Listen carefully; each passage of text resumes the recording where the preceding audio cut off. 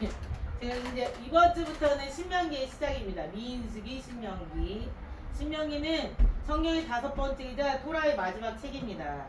출애굽 후에 이스라엘은 시내산에서 1년을 지내며 하나님과의 언약의 관계를 맺지요. 자, 네. 출애굽 시대는 광야에서 끔찍한 여정을 겪고 결국 하나님이 아브라함에게 약속하신 땅으로 들어가기에 부적격한 판정을 받게 됩니다.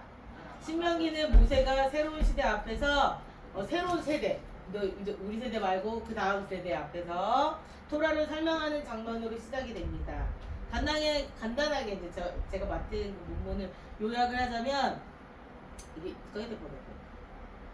1절부터 5절은 이제 모세의 설교가 시작이 됩니다. 모세는 요단강 동편 모압 평지에서 이스라엘 백성이 그 말을 시작합니다. 그 시점은 애굽을 떠난 지 40년째 약속의 땅 입성을 앞둔 때입니다.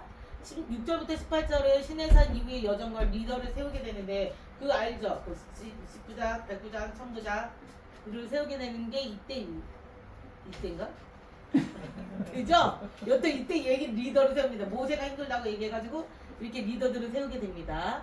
하나님은 시내산에서 이스라엘에게 이 산을 떠나가라고 명령하시는 때입니다.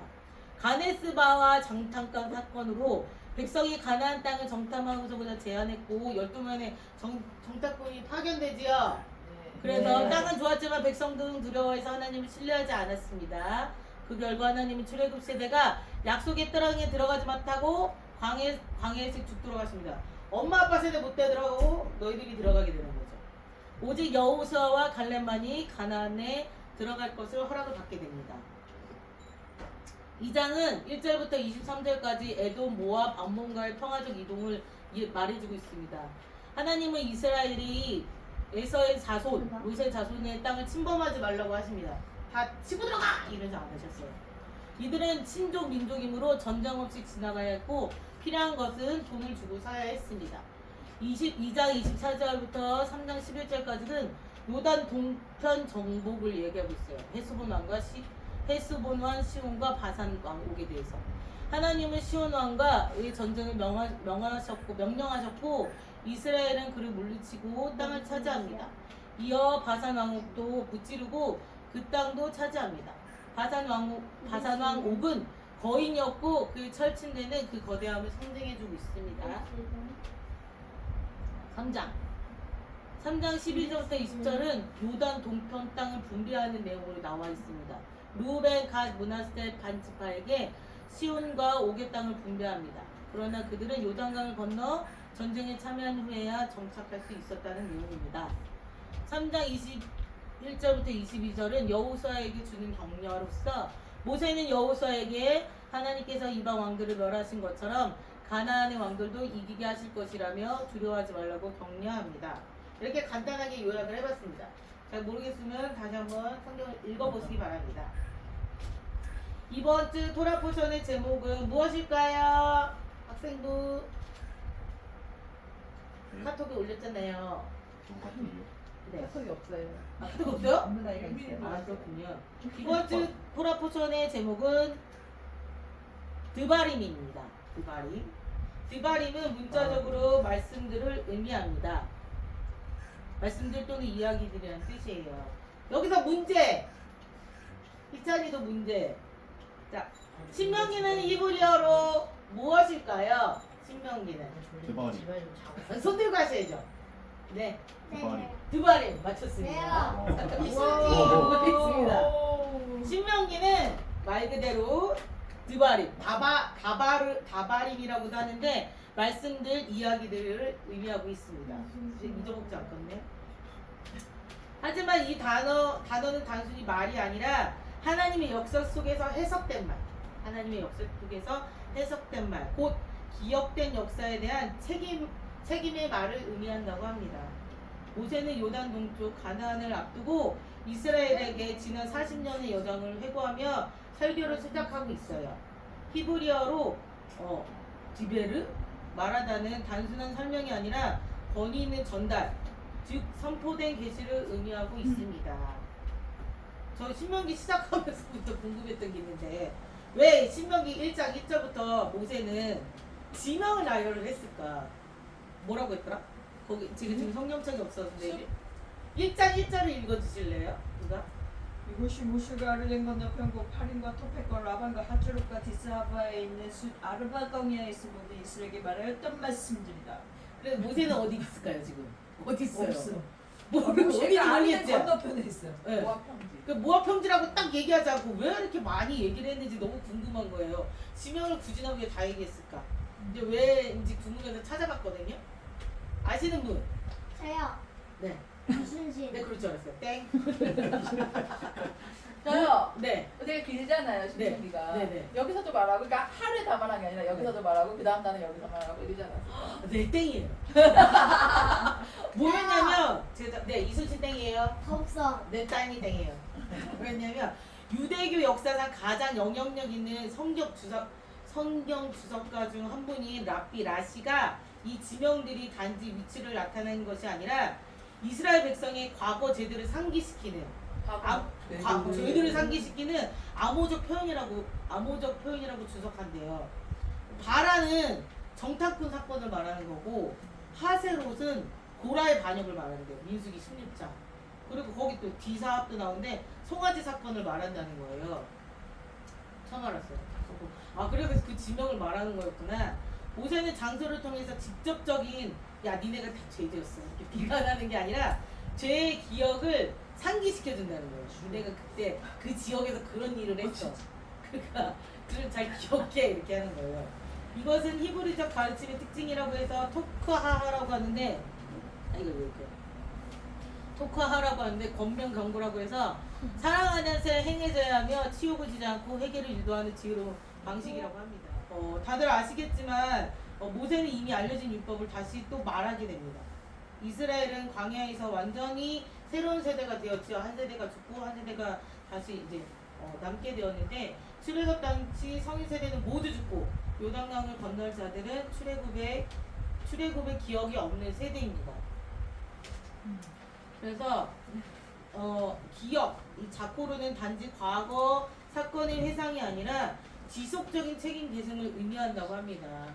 그래서 모세는 그들에게 과거를 다시 말함으로 미래를 준비시키는 거예요. 과거의 죄들을 그냥 너희들을 정지하겠다는 게 아니라 그 다음 미래를 준비하기 위해서 계속적으로 반복해서 이야기를 해주는 것이라고 합니다. 말씀의 반복은 단순한 복습이 아니라 하나님과 언어적 관계의 갱신이라는 것을 그 다음 세대에게 계속적으로 일러주는 것이에요.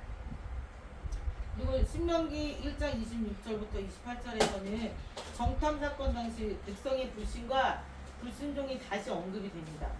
모세는 너희가 원망했다는 말로 백성의 죄를 요약하고 있거든요.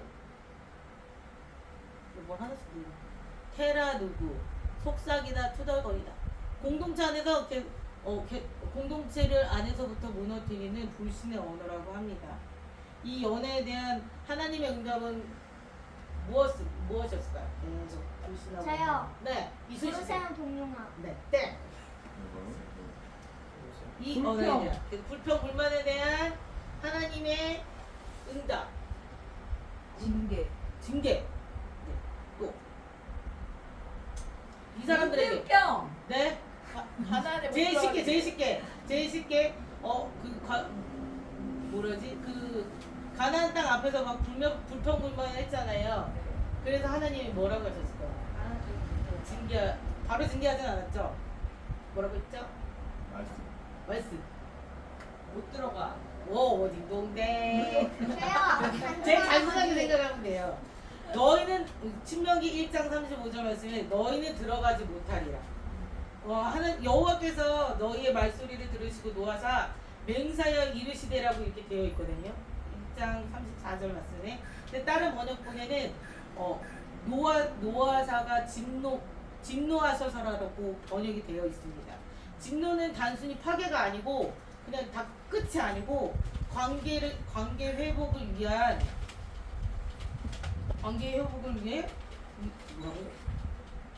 관계 회복을 위한 징계, 회개를 이끌어내는 사랑의 표현으로 이해하면 된다고 해요. 그러니까 너희들 못 들어가, 니네 싫어. 그 하나님 그렇게 하신 게 아니라 그 다음 단계에 너희들이 회개하고 하나님 앞에 돌아가기를 원하신다는 거예요. 그 하나님 마음이. 하나님은 언약 백성과의 관계를 단절하기 위해서가 아니라 그들을 돌이키게 하시고 다시 가까이 하기 위해서 진노하신다는 거예요. 엄마 아빠가 화내는 이유가 뭘까요? 관계를 끝내기. 관계를 단절하려고 할까요? 집 나가. 준다가 단어가 따시 끝이야. 너는 자녀도 관계 끝이야. 그게 아니라 더 좋은 관계를 유지하고 더 나은 회복의 관계로 나아가기 위해서 그러는 거라고 이해를 하셨으면 좋겠습니다. 너네 다 못 들어가. 거기서 끝이 아니라 여호수아, 갈렙 그리고 그 다음 세대의 그 다음 세대에게 회복의 기회와 약속의 땅이 열려 있다는 것이 이 말씀의 포인트가 되겠습니다. 그리고 2장으로 넘어가서 왜 하나님은 세일산의 에돔 자손, 모압 평지, 암몬 자손의 땅을 건드리지 말라고 싸우지 말라고 하셨을까요? 원래 형제니까요. 하나님의 형제이기도 하지만 뭐라고 하지? 신명기 2장은 하나님이 이스라엘을 우회하게 하시고 때로는 접근을 금지하시는 하나님이라는 것을 보여주고 있는 거래요. 내가 에서에게 기업으로 준 세일산을 너에게 주지 아니하였습니다. 이는 하나님의 주권과 공의를 드러내는 말씀이라고 합니다. 맨 마지막으로 여호수아에게 전한 신명기 3장 21절부터 22절에서 모세는 여호수아에게 이렇게 말합니다. 너희가 본바 너희 하나님 여호와께 이 두 왕에게 행하신 모든 일을 여호와께서 가는 모든 나라에도 그와 같이 행하실 것이라 두려워하지 말라.